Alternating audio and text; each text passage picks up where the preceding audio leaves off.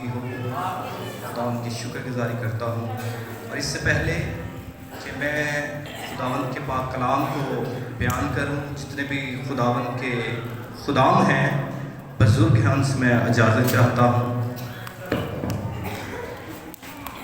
ہم انسان ہوتے ہوئے کمزور ہیں، تو میں جانتا ہوں کہ کافی دیر سے آپ لوگ بیٹھے ہوئے ہیں، تو میں چاہتا ہوں کہ آپ اپنے پاؤں پہ کھڑے ہو جائیں، کیونکہ بیٹھنے سے جو باڈی کی سرکولیشن ہے، بلڈ ہے، وہ رک جاتا ہے، اسی وجہ سے جو ہماری ٹانگیں ہیں وہ سو جاتی ہیں۔ تو اپنے قدموں پہ ذرا کھڑے ہو جائیں، آپ کی نیند بھی سستی کاہلی جاتی رہے گی، اور اس کے ساتھ ہم خداوند کے پاک کلام کا مطالعہ کریں گے۔ جن کے پاس خداوند کا زندگی بخش پاک کلام ہے، میرے ساتھ نکالیے گا خداوند کے لا تبدیل اور زندگی بخش پاک کلام میں سے یوحنا رسول کی معرفت لکھا گیا انجیلی بیان، اس کا 19 باب اور اس کی 26 آیت کو ہم تلاوت کریں گے۔ جان چیپٹر 19 ورس 26۔ خداوند کے پاک کلام کو سماعت فرمائیے گا۔ خداوند کے پاک کلام میں کچھ اس طرح سے رقم ہے: یسوع نے اپنی ماں اور اس شاگردوں کو جس سے وہ محبت رکھتا تھا پاس کھڑے دیکھ کر ماں سے کہا کہ اے عورت، دیکھ تیرا بیٹا یہ ہے۔ پھر شاگرد سے کہا، دیکھ تیری ماں یہ ہے، اور اسی وقت سے شاگرد اسے اپنے گھر لے گیا۔ خدا باپ کے پاک کلام کے پڑھے اور سنے جانے پر خداوند کا شکر ہو، سب کہیں آمین۔ پلیز اپنی جگہ پہ تشریف رکھیں اور تھوڑا تھوڑا سا آگے ہو جائیں تاکہ جتنے لوگ پیچھے سے آ رہے ہیں ان کو۔ آج ہم خداوند کے پاک کلام جو ہم نے ابھی حوالہ سماعت فرمایا ہے، میں 4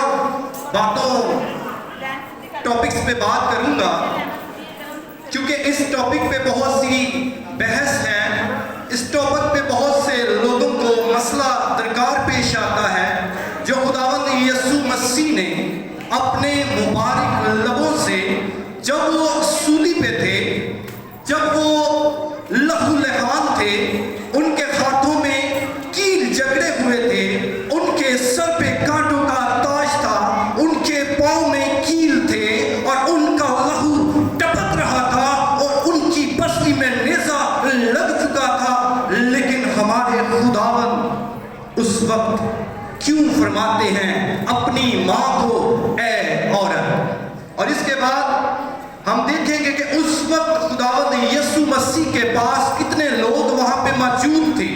جب خداوند یسوع ناصری کو صلیب پہ لٹکایا گیا، تو اس وقت جو کلیسیا کے لوگ تھے، جو رشتہ دار تھے، جو شاگرد تھے، وہ کہاں تھے؟ خداوند یسوع مسیح کے بہن اور بھائی بھی تھے، وہ کہاں تھے؟ اس بات پہ بھی ہم غور کریں گے۔ اور خداوند یسوع مسیح کا جو باپ تھا یوسف، وہ بھی اس وقت کہاں تھا؟ اور تیسرے نمبر پر ہم دیکھیں گے کہ اے عورت کہہ کر پکارنے سے کیا مطلب تھا۔ خداوند یسوع مسیح کا ماں کہنے کی بجائے اے عورت کہنے سے پکار کر کیا مطلب تھا؟ اس کے بعد ہم غور کریں گے چوتھے پوائنٹ پر کہ یوحنا رسول جو ہے ہر اسی کو یہ ذمہ داری کیوں سونپی گئی؟ کیونکہ بہت سے شاگرد تھے اور بھی تھے، لیکن یوحنا رسول کو کیوں ہی یہ ذمہ داری سونپی گئی کہ دیکھ تیری ماں یہ ہے؟ اس 4 باتوں پہ بات کروں گا۔ سب سے پہلے ہم دیکھیں گے کہ یسوع مسیح کی جب موت تھی، جو ہو رہی تھی، اور جب وہ صلیب پہ تھے، تو کون کون سے لوگ وہاں پہ موجود تھے؟ تو سب سے پہلے خدا کے لوگوں وہاں پہ یسوع مسیح کے پاس جو لوگ تھے، ان میں سے خداوند یسوع مسیح کی ماں مقدسہ مریم وہاں پہ موجود تھیں۔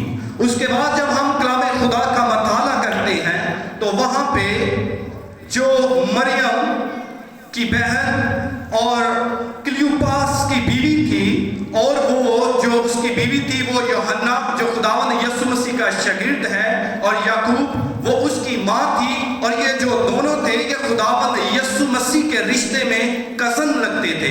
और इसके बाद हमें एक और मरकज़ की अंजील उसके 15वें बाब में मिलता है। खुदावंद जो यूहन्ना है जो अंजीली बयान लिख रहा है उसकी माँ का हमें वाक़या, उसका नाम सलोमी था, वो भी यहाँ पे मौजूद थी अगरचे उसका नाम यहाँ पे मुर्दर्ज नहीं है। लेकिन इसके बाद हम एक और देखते हैं कि उस वक्त मरियम मगदलीनी जो थी वहाँ पे मौजूद थी। ये वही औरत है जिसमें से खुदावंद यीशु नासरी ने 7 बदरूहों को उसमें से निकाला था और वो भी उस वक्त वहाँ पे मौजूद थी। इस तरह से वहाँ पे 4 औरतें मौजूद थी और 4 औरतों के अलावा एक शख्स और मौजूद था जिसका नाम यूहन्ना रसूल था, वो भी यहाँ पे मौजूद था। इसके बाद हमने अभी देखा कि वहाँ पे 5 लोग मौजूद थे जिनमें से 4 औरतें और एक शख्स जो रसूल था वहाँ पे मौजूद था। और अब हम देखेंगे कि उस वक्त जो खुदावंद यीशु मसीह के बहन भाई थे, बाप था, वो कहाँ थे। और कहा जाता है कि उस वक्त जो यूसुफ था वो वफात पा चुका था, वो रखलत फरमा चुका था और जो मुकस्सा मरियम है उस वक्त वो बेवा थी और उसके जो बहन और भाई थे क्योंकि वो ईमान नहीं रखते थे जिसकी वजह से वो भी डर की वजह से वहाँ से भाग चुके थे और बहुत से शागिर्द भी इसी डर की वजह से वहाँ से भाग चुके थे। अब हम तीसरी बात पे गौर करेंगे। बातें तो बहुत सी हैं लेकिन वक्त का लिहाज रखते हुए मैं शॉर्टली से बयान करना चाहता हूँ। तीसरा जो पॉइंट है, ए औरत कहकर पुकारने से क्या मुराद है, क्या मतलब है, जिस पे बहुत से लोगों को आज तकलीफ भी महसूस होती है। बहुत से लोग इस बात पे कहते हैं कि ये एक तलख कलामी है, ये एक बदतमीजी का लफ्ज है। लेकिन ए खुदा के लोगों, मैं आपको बताना चाहता हूँ कि जब हम अबरानी मतन को देखते हैं, जब हम यूनानी मतन को देखते हैं तो उसमें ये कोई सख्त अल्फाज ना थे बल्कि ये प्यार से और इज्जत के लफ्ज थे।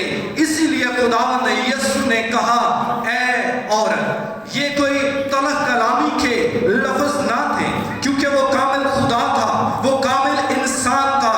इसीलिए वो अपनी कामलियत को ज़ाहिर करने के लिए, अपनी माँ को ये दिखाने के लिए कि अब जो तेरा और मेरा रिश्ता, जो 30 बरस से मैं तेरी वफादारी कर रहा था, जो रोए ज़मीन पे जब मैं बाप में से होकर निकला और इस रोए ज़मीन पे आ गया और मैंने अपने वालिदैन की इज्जत की कलाम शरीयत के मुताबिक, क्योंकि मूसा की शरीयत में ये हुक्म था, ये 5वां हुक्म था। जब हम हरूज की किताब का मताला करते हैं तो वहाँ पर लिखा है कि तू अपने माँ बाप की इज्जत कर, तो जो तुम्हारा खुदावंद तुमको इस मुल्क में देता है मैं उसमें तेरी उम्र को सरफराज करूंगा, सरबुलंद करूंगा।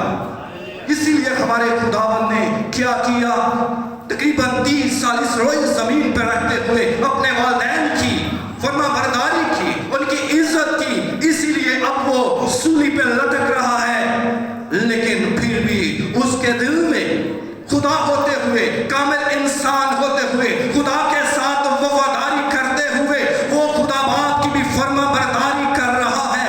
वो इंसान होते हुए अपनी माँ की भी फरमाबरदारी कर रहा है और वो अपने शागिर्द यूहन्ना रसूल को कहता है कि ए शागिर्द, ए देख के ये औरत तेरी माँ है। मैं इस दुनिया से कूच फरमा रहा हूँ। जो इंसानी वजूद है, ये जो बदन है, वो अब इस दुनिया में नहीं है। मैं जुदाई है, अब तुम्हारे और मेरे दरमियान जुदाई है। अब मैं अपनी माँ की देखभाल नहीं कर सकता, मैं अपनी माँ का ख्याल नहीं रख सकता, क्योंकि जब हम यहूदी की शरीयत के मुताबिक देखते हैं, रवायत के मुताबिक देखते हैं, तो जो अपलवटा होता था उस पर ये फर्ज था कि वो अपने वालिदैन की इज्जत करे और जितनी भी बुढ़ापे के क़याम में जिम्मेदारियां हैं वो उसको निभाए। इसीलिए हमारा खुदावंद محبت کے ساتھ اپنی ذمہ داری جو ہے وہ اپنے شاگرد کو سونپ رہا ہے. وہ اسے کہتا ہے کہ دیکھ تیری ماں یہ ہے. اس کو صلیب پہ ہوتے ہوئے بھی وہ انسانی رشتوں کو ہرگز ترک نہیں کر رہا، بلکہ وہ اپنی ذمہ داری کو خوب نبھا رہا ہے. جیسے میں نے پہلے کہا کہ کلام خدا میں لکھا ہے کہ تو اپنے ماں باپ کی عزت کر، وہ صلیب پہ بھی اپنی ماں کی عزت کر رہا ہے، اس کو اختیار دے رہا ہے. اور جو چوتھا پوائنٹ ہے کہ آخری شاگرد جو یوحنا رسول ہے اس کو کیوں یہ ذمہ داری سونپی گئی؟ کیونکہ اس وقت جو شاگرد تھے، جتنے بھی شاگرد تھے، خداوند یسوع مسیح نے 12 شاگردوں کو چنا. ان میں سے ایک جو تھا وہ نافرمان نکلا، لیکن جو 11 تھے ان میں سے ایک شاگرد یہاں پہ موجود ہے. خداوند یسوع مسیح کے بھائی اور بہن بھی وہاں پہ موجود نہیں ہے، اس کے شاگرد بھی وہاں پہ موجود نہیں ہے. حتیٰ کہ یہ شاگرد نے بھی خداوند کے پاک لبوں سے وہ کلام کو سنا تھا، عمل کیا تھا. لیکن دوسرے 10 شاگرد بھی وہاں پہ موجود تھے، اور بھی بہت سے لوگ وہاں پہ موجود تھے، لیکن وہ اس غم کے ایام میں خداوند یسوع ناصری کو چھوڑ کر بھاگ چکے تھے. ان کو اپنی جان کی فکر پڑ چکی تھی، ان کو اپنی جانوں کے لالے پڑ چکے تھے کہ کہیں ایسا نہ ہو ہم اس کے شاگرد ہیں، ہم اس کے پیروکار ہیں، اگر ہم اس کے پیچھے چلیں یا اس کے پاس کھڑے ہوں تو جو ہمارا منجی ہے، جو ہمارا یہوہ ہے، اس کی وجہ سے وہ ہم کو بے عزت نہ کریں. ایسا نہ ہو وہ ہم کو بھی پکڑے اور ہمیں بھی نیزے مارے، ہمیں بھی کوڑے لگائے، ہمیں بھی قید خانہ میں ڈال دے. کلام تو ان شاگردوں نے بھی سنا تھا، کلام تو اس شاگرد نے بھی سنا تھا، یوحنا رسول نے بھی سنا تھا، لیکن یہ ایک ذمہ دار شخص ہمیں نظر آتا ہے. دوسرے اپنی موت کی وجہ سے بھاگ چکے ہیں، ڈر کی وجہ سے بھاگ چکے ہیں، لیکن یہ خدا کا بندہ یوحنا رسول یہ اپنا کلام میں نام نہیں لکھتا اور یہ کہتا ہے کہ وہی خداوند یسوع کا پیارا شاگرد، اور یہی پیارا شاگرد جو خداوند یسوع مسیح کے ساتھ اس کے سینے کے ساتھ ٹیک لگایا کرتا تھا، اب وہ یہ منظر دیکھ رہا ہے کہ خداوند یسوع صلیب پہ مصلوب ہو رہے ہیں. ان کا بدن جو ہے وہ چھنی چھنی ہو سکا ہے، ان کا جو بدن ہے ان سے لہو بہہ رہا ہے، ان کے ہاتھوں میں کیل لگ چکے ہیں، ان کے پاؤں میں کیل ہے، ان کے سر پہ کانٹوں کا تاج ہے، ان کے جسم سے لہو ٹپک رہا ہے، ان کو پیاس لگ چکی ہے، لیکن پھر بھی وہ اپنی ذمہ داریوں کو نبھا رہا ہے. وہ روحانی طور پہ بھی اپنے باپ کی مرضی کو پورا کر رہا ہے، اور جسمانی طور پہ بھی تمام تر اس ذمہ داری کو نبھا رہا ہے. کیونکہ وہ ایک انسان بھی تھا، اس لیے وہ اس ذمہ داری کو خوب اچھی طریقہ سے نبھا رہا ہے. اور اے عورت، اس نے کیوں کہا؟ کیونکہ وہ اب اس رشتے کو اپنی ماں کو یہ بتانا چاہتا تھا کہ اب یہ جسمانی جو رشتہ ہے تیرا اور میرا، یہ اب بیٹے کا نہیں ہے، بلکہ میں باپ میں سے نکلا اور اس منصوبہ کو، اس کفارہ کے لیے، اس محلسی کے لیے، اس گناہ کے لیے میں اس روئے زمین پہ آیا ہوں. اسی لیے میں مصلوب ہونے جا رہا ہوں، تاکہ یہ جو لوگ ہیں مجھے ان پہ ترس آتا ہے. میرے باپ نے ان کو اپنے ہاتھ سے پیدا کیا تھا، میرے باپ نے ان کو اپنے جلال کے لیے پیدا کیا تھا، میرے باپ نے ان کو اس لیے پیدا کیا تھا کہ یہ میری ورشپ کرے، یہ میرے نام کی مدد سرائی کرے، یہ میرے نام کو عزت اور جلال دے. لیکن یہ لوگ بھٹک چکے ہیں، اس لیے خداوند اب اپنی ماں کو یہ بتانا چاہتا تھا کہ اب جب میں یہاں سے جا رہا ہوں، تیرا اور میرا جو رشتہ ہے یہ اب ماں اور بیٹے کا نہیں، بلکہ میں اب مسیحا ہوں، میں چھڑانے والا ہوں، میں تیرا بھی کفارہ دے رہا ہوں اور لوگوں کا بھی کفارہ دے رہا ہوں. تیرا اور میرا جو اب رشتہ ہے یہ بیٹے کا نہیں ہے، تیرا جو میرا یہ رشتہ ہے یہ اب شاگرد کا बात का है। इसीलिए जब हम अमाल की किताब में देखते हैं तो अमाल की किताब में हमें नजर आता है कि मुकस्सा मरियम भी वहां पे क्या थी, मौजूद थी। इसीलिए खुदावंद ने अपने आप को जाहिर करते हुए अपनी मां को ए औरत कह के पुकारा कि अब वो जान जाए कि मैं ही मुनज्जी हूं और अब तेरा जो मेरा रिश्ता है वो उस्ताद और शागिर्द का है। इसीलिए ऐ अजीजों, ऐ खुदा के लोगों, आज जो हमारे लिए खुदावंद का पाक कलाम, आज ये तीसरा ये कलमा है, ये आज हमें ये नसीहत करता है कि खुदा ने अपनी माँ के साथ भी मोहब्बत रखी और खुदा ने अपने शागिर्दों के साथ भी मोहब्बत रखी, और जितने लोग उससे मोहब्बत रखते थे खुदा ने उनको इज्जत बख्शी। और ये वाहद एक शागिर्द था जो वफादार रहा और तोहफे के तौर पे खुदावंद यीशु नाज़री ने उसको अपनी माँ को दे दिया कि तू इसकी देखभाल कर, इसकी मैं परवरिश करता था, अब तू इसको अपने साथ अपने घर ले जा। और लिखा है कि वो शागिर्द उसी वक्त मुकस्सा मरियम को अपने पास ले गया। अजीजों, आज जो हमारे लिए मैसेज है वो मोहब्बत का कलमा है, वो जिम्मेदारी का कलमा है कि खुदा अपनी माँ से और शागिर्द से मोहब्बत दिखा रहा है और अपनी रूहानी और जिस्मानी बरकत के बावजूद कामिल खुदा होते हुए, कामिल इंसान होते हुए वो मोहब्बत और जिम्मेदारी को पूरा कर रहा है।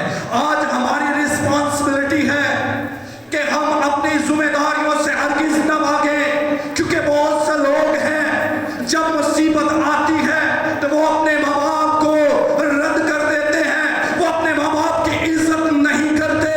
लेकिन जो हमारा मुनज्जी है, जो हमारा यहोवा है, जो हमारा मुनज्जी यहोवा खुदावंद यीशु नाज़री है, जो खुदावंद का खुदा है, बादशाहों का बादशाह है, रब्बुल अफ़वाज है, वो चाहता है कि हम अपने माँ बाप की इज्जत करें, हम अपने रिश्तेदारों को कमतर न जाने, एक दूसरे के साथ मोहब्बत से पेश आए, अपनी जिम्मेदारियों को पेश करें। और हम जो खुदावंद यीशु मसीह के शागिर्द हैं, हम जो खुदावंद यीशु मसीह के पैरोकार हैं, हम जो अगर उसके पैरोकार हैं तो ये हम पे लाजिम है कि हम अपने यहोवा मुनज्जी खुदावंद की पैरवी करते हुए तमाम तर अपनी जिम्मेदारियों को अपने रूहानी रुतबा के साथ साथ हम जिस्मानी तौर पे भी उन तमाम रिश्तेदारियों की जिम्मेदारियों को निभाएं और एक दूसरे से मोहब्बत रखें। यही हमारा जिंदा खुदावंद चाहता है कि हम अपनी जिम्मेदारियों से हरगिज़ न भागें, बल्कि हम अपनी जिम्मेदारियों को खूब निभाएं।